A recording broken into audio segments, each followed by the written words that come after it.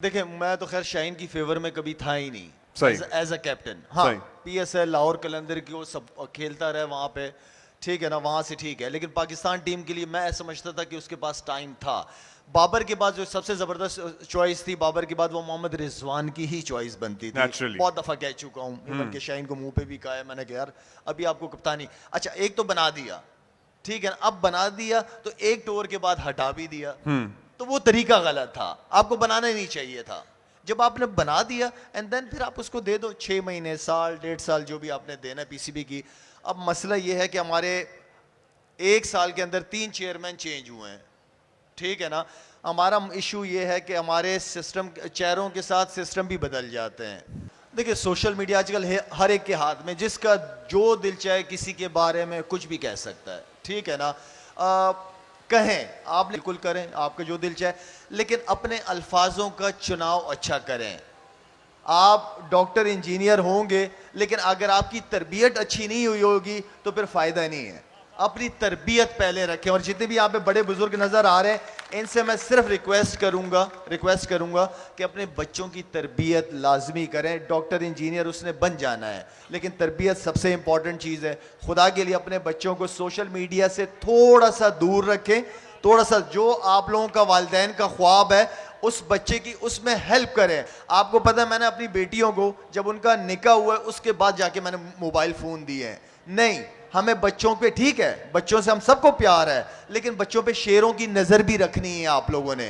आजकल माहौल ऐसा नहीं है कि माँ बाप अपनी आंखें बंद कर सकें, अपने बच्चों पे नज़र रखें। ये 16, 17, 18, 19, 20 ये जो उम्र है ये बहुत खतरनाक उम्र है। हमारी दादी का इसमें बच्चों को बहुत ज्यादा उन पे नजर रखने की जरूरत है।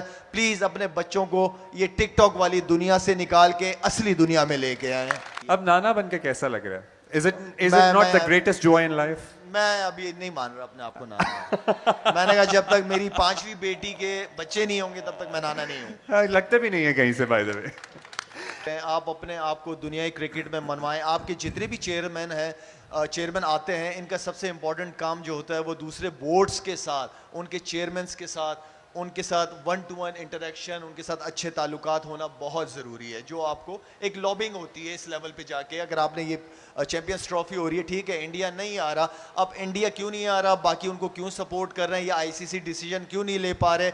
आई मीन के आपको भी पता है कि जो मार्केट इंडिया की है, ठीक Obviously, बहुत पैसा इन्वॉल्व है, बहुत पैसा बहुत बड़ी इन्वॉल्व है market इसके है। अंदर, लेकिन आईसीसी का रोल बहुत ज्यादा इंपॉर्टेंट होगा। या वो पैसों पे बिक जाए, या फिर पूरी क्रिकेट खिलाए और सारे मुल्कों के लिए। क्योंकि पाकिस्तान ने, चाहे वो बांग्लादेश हो, श्रीलंका हो, इंडिया में हो, जहां हालात खराब थे हमने हमेशा गए, हमने सपोर्ट किया है हमेशा। मैं क्रिकेट को, स्पोर्ट्स को सबसे बेस्ट डिप्लोमेसी कहता हूँ।